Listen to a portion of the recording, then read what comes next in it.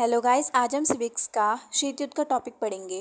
प्रथम विश्व युद्ध सन 1914 से 1918 तक चला और जो द्वितीय विश्व युद्ध था वह 1939 से 1945 के मध्य तक हुआ। जो शीत युद्ध का दौर है वह 1945 से 1991 तक माना जाता है।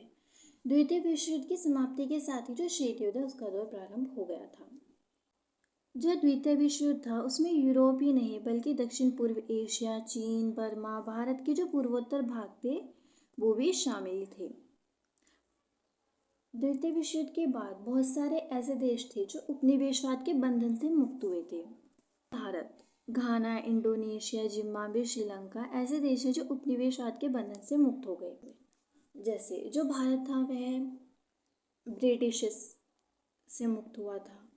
उपनिवेशवाद को सरल शब्दों में समझने के लिए इतना जानना काफ़ी है कि जब दूसरे देश के लोग किसी और देश पे अपना बल दिखाने लगे, जैसे भारत बहुत ज़्यादा दैट टाइम बहुत ज़्यादा संपन्न देश था भारत, तो जो ब्रिटिशर्स थे वो पहले अपनी एक कंपनी ले गए, ईस्ट इंडिया कंपनी, उसके द्वारा उन्होंने फिर भारत पर अपना बल दिखाना प्रारंभ कर दिया था। तो फिर वो जो भारत था वह उपनिवेशवाद के बंधन में फंस गया था। भारत किसका गुलाम रहा वर्षों तक? ब्रिटिशर्स। फिर सन 1945 में द्वितीय विश्व युद्ध समाप्त होने के बाद शीत युद्ध का दौर आरंभ हुआ था, क्योंकि द्वितीय विश्व युद्ध समाप्त होने के बाद विश्व पटल पर दो महाशक्तियों का उदय हुआ, पहली अमेरिका और दूसरी सोवियत संघ। ये दोनों शक्तियाँ अपना वर्चस्व बढ़ाना चाहती थी, तो ये चाहती थी जितने भी नवस्वतंत्र देश हैं वह उनके गुट में शामिल हो जाएं। तो ये दोनों लगातार प्रयास करते रहते थे, दोनों महाशक्तियाँ, कि जितने भी नवस्वतंत्र देश हैं वो इनके खेमों में शामिल हो जाएं। वास्तव में जो शीत युद्ध था वह इन दोनों महाशक्तियों के बीच वर्चस्व की लड़ाई का ही परिणाम था। अब नेक्स्ट पॉइंट आता है गुटनिरपेक्ष आंदोलन। गुटनिरपेक्ष आंदोलन जो था उसने दोनों महाशक्तियों के अस्तित्व को चुनौती दी। दैट टाइम पर बहुत सारे ऐसे देश थे जो ना तो अमेरिका में शामिल होना चाहते थे और ना ही सोवियत संघ में, तो वो गुटनिरपेक्ष आंदोलन में शामिल हुए। नई अलग अंतर्राष्ट्रीय आर्थिक व्यवस्था की स्थापना। जो नव स्वतंत्र देश थे उनके सामने सबसे बड़ी मुख्य चुनौती क्या थी? अपने देश का विकास करना, अपने देश को गरीबी से उबारना। तो इसके लिए उन्होंने नई अलग अंतर्राष्ट्रीय आर्थिक व्यवस्था की स्थापना की। और जो गुटनिरपेक्ष आंदोलन है उसमें भारत की महत्वपूर्ण भूमिका रही, क्योंकि भारत को ही गुटनिरपेक्ष आंदोलन का संस्थापक माना जाता है। शीत युद्ध क्या है? तो शीत युद्ध से आवश्यक ऐसी स्थिति से होता है जिसमें वास्तविक तौर पर तो कोई युद्ध नहीं होता, लेकिन युद्ध जैसी स्थिति लगातार बनी रहती है।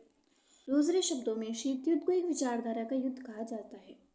जब शीत युद्ध चल रहा था दैट टाइम दोनों ही महाशक्तियों के पास परमाणु हथियार थे और दोनों ही जो युद्ध था उसके परिणाम से भली भांति परिचित थी।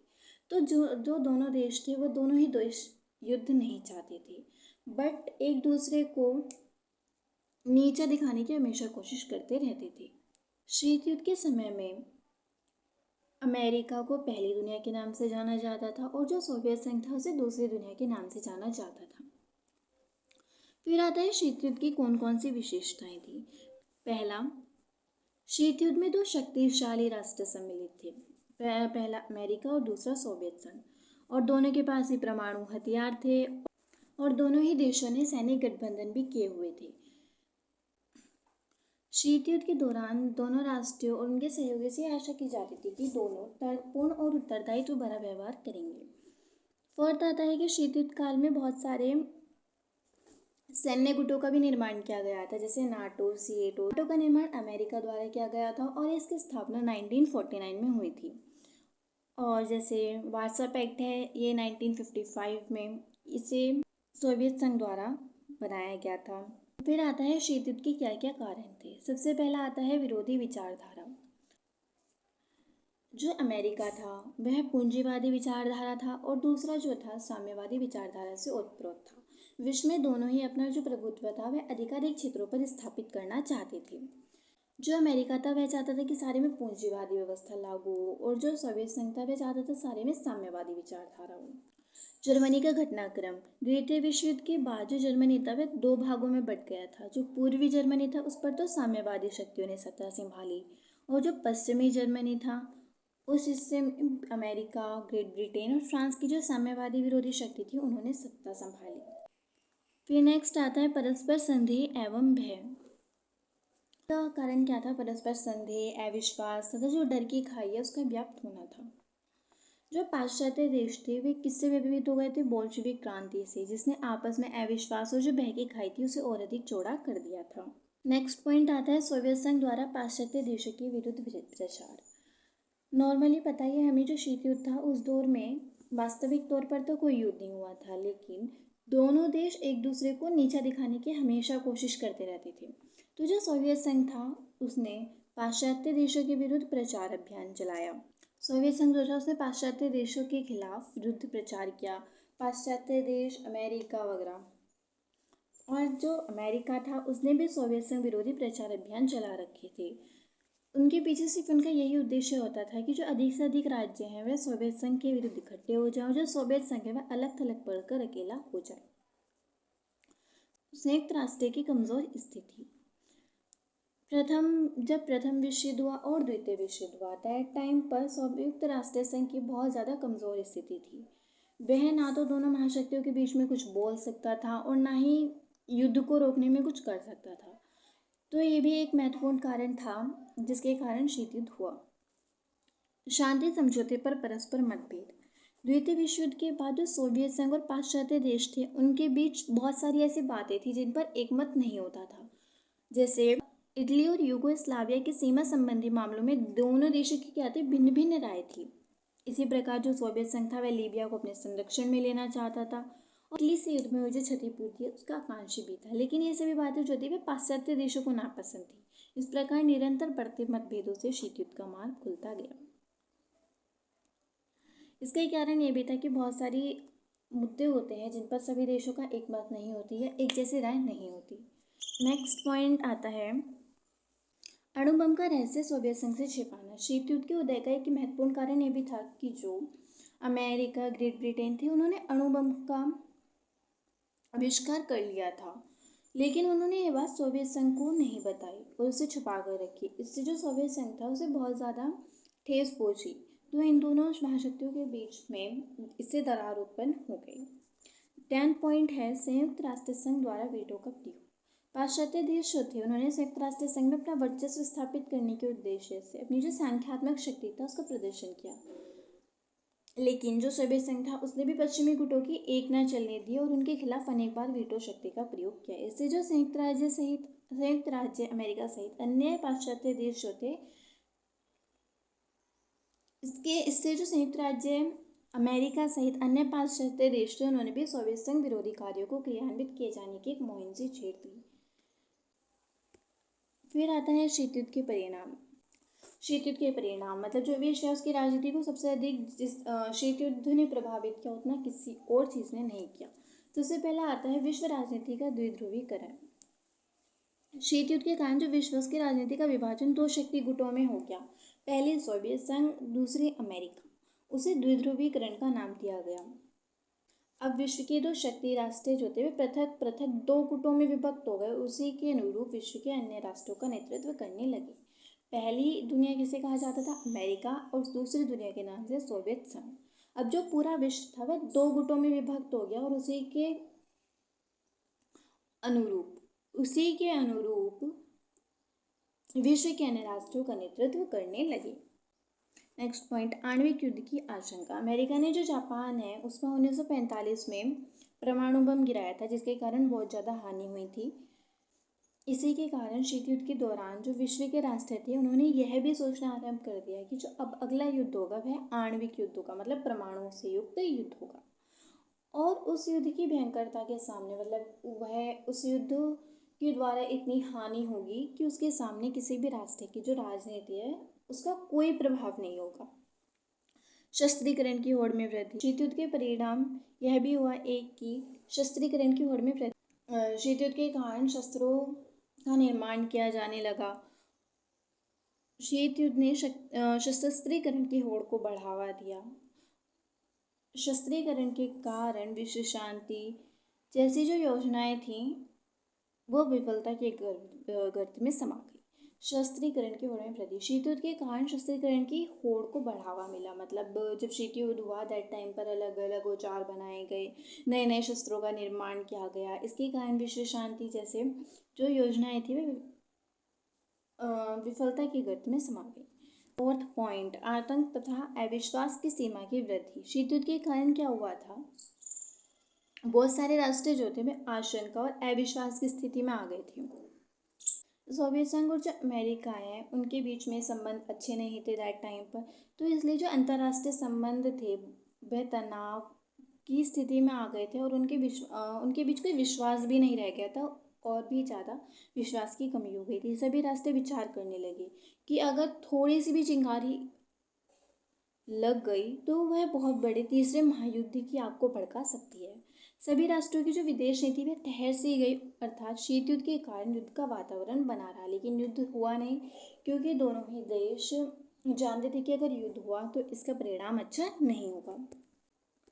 फिफ्थ पॉइंट, सैनिक संधि और गठबंधनों का जन्म देना। शीत युद्ध का एक परिणाम यह भी हुआ कि शीत युद्ध के कारण बहुत सारी सैनिक संधियां की गई, गठबंधन हुए। सैनिक संधि जैसे NATO, SEATO, CENTO, Warsaw pact. शीत युद्ध के कारण बहुत सारे सैनिक संधियों का निर्माण हुआ जैसे NATO, SEATO, CENTO, Warsaw pact. और इसके कारण बहुत सारे जगहों पर कभी ना कभी युद्ध होते रहते ही थे। एक परिणाम यह भी था शीत युद्ध का कि शीत युद्ध के दौरान चाहे दोनों महाशक्तियाँ बिल्कुल प्रत्यक्ष तौर पर युद्ध ना करें, लेकिन कहीं ना कहीं विश्व में युद्ध होता ही रहता था दैट टाइम। मानव कल्याण का स्वरूप गुण, दैट टाइम पर बहुत ज़्यादा ध्यान शस्त्रों पर दिया जा रहा था और जो मानव कल्याण है उसके बारे में कोई सोच भी नहीं रहा था दैट टाइम पर। शीत युद्ध के कारण विश्व की राजनीति का जो केंद्र बिंदु था वह सुरक्षा की समस्या तक सीमित हो गया और मानव कल्याण से संबंधित कार्यक्रम उपेक्षित हो गए। मतलब किसी ने भी मानव कल्याण की ओर ध्यान ही नहीं दिया, बस सुरक्षा, सेना, सैनिक संधि इन्हीं सब की तरफ ध्यान दिया। राष्ट्रीय राजनीति का सैनिक दृष्टिकोण। शीत युद्ध के दौरान अंतर्राष्ट्रीय राजनीति में जो सैनिक दृष्टिकोण है उसमें वृद्धि हुई। सभी राष्ट्र जो थे उन्होंने अपने सामर्थ्य से अधिक सैनिक शक्ति को बढ़ाने के लिए प्रयास किया। मतलब जो सारे देश थे उन्होंने सिर्फ ध्यान जो दिया वो सेना की तरफ ही दिया। संपूर्ण विश्व जो था वह दो गुटों में विभाजित हो गया था। जो संपूर्ण विश्व था वह दो गुटों में विभाजित हो गया था। इससे चारों विरोध, असमंजस का वातावरण उत्पन्न हो गया। संयुक्त राष्ट्र संघ के कार्यों में अवरोध। शीत युद्ध के कारण संयुक्त राष्ट्र संघ जैसे संगठन जो थे वह अपने कार्य ठीक से नहीं कर पा रहे थे क्योंकि दोनों महाशक्तियों के बीच में जो विरोध था उसके कारण जो संयुक्त राष्ट्र संघ था उसके कार्यों में अवरोध उत्पन्न हो रहा था। दोनों महाशक्तियों के विरोधी दृष्टिकोण के कारण भी जो संयुक्त राष्ट्र संघ था वह कोई कार्यवाही नहीं कर पा रहा था। इस कारण भी कोई कार्यवाही नहीं हो सकी। अनेक बार तो संयुक्त राष्ट्र संघ जो था वह चुपचाप घटनाक्रमों को देखता रहा परंतु कुछ नहीं कर सका। दैट टाइम पर जो संयुक्त राष्ट्र संघ था उसकी स्थिति बहुत ज़्यादा कमज़ोर थी, लेकिन बाद में संयुक्त राष्ट्र संघ की स्थिति को ठीक किया गया। सकारात्मक परिणाम। ये सारे परिणाम तो नकारात्मक माने जा, लेकिन बहुत शीत युद्ध के कुछ सकारात्मक प्रभाव भी थे। जैसे शीत युद्ध के कारण गुटनिरपेक्षता को बल मिला। गुटनिरपेक्षता के बारे में हम आगे विस्तार से पढ़ेंगे। तीसरी दुनिया के राष्ट्र को उपनिवेशवाद से छुटकारा मिला। जो शीत युद्ध था उसके कारण बहुत सारे ऐसे राष्ट्र थे जिन्हें उपनिवेशवाद से छुटकारा मिला। शांतिपूर्ण सह अस्तित्व को बढ़ावा मिला। शीत युद्ध के कारण बहुत सारे तकनीकी प्राविधिकी विकास तीव्र गति से हुए। तकनीकी मतलब नॉर्मली शस्त्रों का विकास किया गया और भी बहुत सारे विकास थे जो शीत युद्ध के बाद किए गए। राष्ट्रों ने अपनी विदेश नीति में यथार्थवाद को भी स्थान। राष्ट्रीय संबंधों पर शीत युद्ध का प्रभाव। अंतर्राष्ट्रीय संबंधों पर शीत युद्ध का प्रभाव। पहले हम बात करते हैं सकारात्मक प्रभाव की। शीत युद्ध के कारण अंतर्राष्ट्रीय संबंधों पर क्या क्या प्रभाव पड़ा। पहला, शांतिपूर्ण सहअस्तित्व को प्रोत्साहन। दोनों महाशक्तियों के मध्य जब शीत युद्ध हुआ उसकी भयावता को देखकर विभिन्न देशों के मध्य शांतिपूर्ण सहअस्तित्व को प्रोत्साहन दिया गया। शीत युद्ध के बाद इस बात की तरफ बल दिया गया कि सब लोग शांति से रहेंगे। इसके लिए बहुत सारे कार्यक्रम चलाए गए, संधि की गई। दूसरा आता है गुटनिरपेक्ष आंदोलन की उत्पत्ति। दोनों महाशक्तियों के कारण जो संपूर्ण विश्व था वह दो गुटों में बंट गया था। इन दोनों गुटों में सम्मिलित होने से बचने के लिए गुटनिरपेक्ष आंदोलन का जन्म और विकास हुआ, जिसके तहत तीसरी दुनिया के देश अपनी जो स्वतंत्र विदेश नीति है उसका पालन कर सके। पहली दुनिया को अमेरिका, दूसरी सोवियत संघ, तीसरी दुनिया जो गुटनिरपेक्ष आंदोलन से संबंधित थी उसे तीसरी दुनिया नाम दिया गया, जो भी गुटनिरपेक्ष आंदोलन में थे। थर्ड आता है नव अंतर्राष्ट्रीय आर्थिक व्यवस्था की धारणा का जन्म। यही था कि जो भी देश नए नए स्वतंत्र हुए थे उनके सामने पहली समस्या क्या थी अपने देश का विकास करना। इन सभी जो नव स्वतंत्र देश थे इन्हें अल्प विकसित देश का दर्जा प्राप्त था। बिना किसी विकास के कोई भी देश जो था वह सही अर्थों में स्वतंत्र नहीं रह सकता था, उसे किसी न किसी देश पर निर्भर रहना पड़ता था। इससे वह उपनिवेशक देश भी हो सकता था। उपनिवेशक मतलब बहुत सारे उपनिवेशक मतलब जैसे कोई देश वैसे तो वो कमज़ोर है लेकिन जो उसकी स्थिति है वह अच्छी है, तो जो दूसरे देश के लोग होते हैं, जो दूसरा देश होता है वह उस पर अपना बल दिखाने लगता है बाद में। इसी सोच के कारण जो नव अंतर्राष्ट्रीय आर्थिक व्यवस्था है उसकी धारणा का जन्म हुआ। नेक्स्ट आता है प्रौद्योगिकी विकास। शीत युद्ध के कारण जो समस्त विश्व था उसमें परमाणु शक्ति के क्षेत्र में प्रौद्योगिकी विकास को प्रोत्साहन मिला। फिर आता है शीत युद्ध के नकारात्मक प्रभाव। शीत युद्ध के कौन कौन से नकारात्मक प्रभाव हुए? विश्व का दो गुटों में विभाजन। तो शीत युद्ध के कारण जो विश्व था उसको दो गुटों में विभाजन हुआ। एक गुट संयुक्त राज्य अमेरिका के साथ हो गया तो दूसरा गुट सोवियत संघ के साथ हो गया।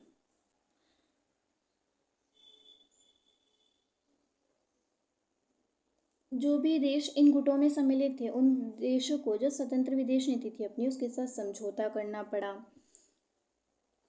और जो बहुत सारे देश थे तो दोनों में से किसी भी गुट में शामिल नहीं हुए थे, उन पर महाशक्तियों द्वारा दबाव डाला गया। दोनों महाशक्तियाँ चाहती थी कि अधिक से अधिक देश हमारे गुट में शामिल हो जाएं, तो इसलिए जो महाशक्तियाँ होती थी वे छोटे छोटे देशों पर दबाव भी डालती थी, उनकी मदद भी करती थी आर्थिक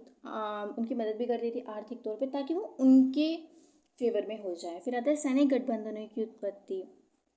बहुत सारे सैनिक गठबंधनों की उत्पत्ति हुई। दैट टाइम पर शस्त्रों को बहुत ज़्यादा बढ़ावा मिला। यह एक नकारात्मक प्रभाव है शीत युद्ध का। निशस्त्रीकरण की असफलता।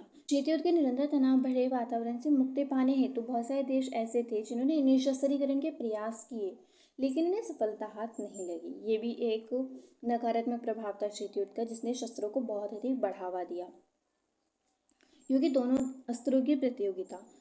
निशस्त्रीकरण की असफलता। शीत युद्ध के निरंतर तनाव भरे वातावरण से मुक्ति पाने के लिए बहुत सारे ऐसे देश थे जिन्होंने निशस्त्रीकरण के प्रयास तो किए लेकिन उन्हें सफलता नहीं मिली।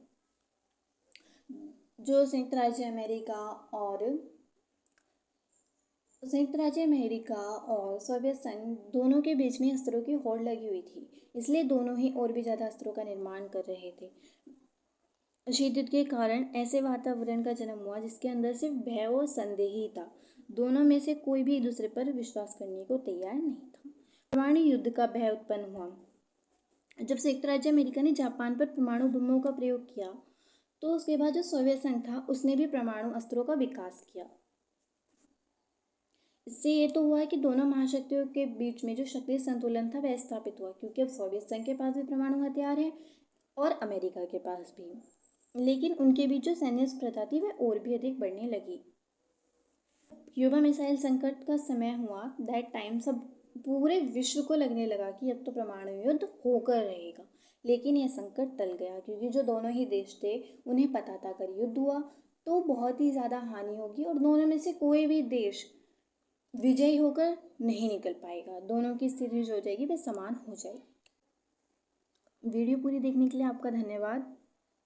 अगर आपको सिविक्स से रिलेटेड या हिस्ट्री से रिलेटेड कोई भी टॉपिक चाहिए हो तो आप कमेंट कर सकते हैं। धन्यवाद।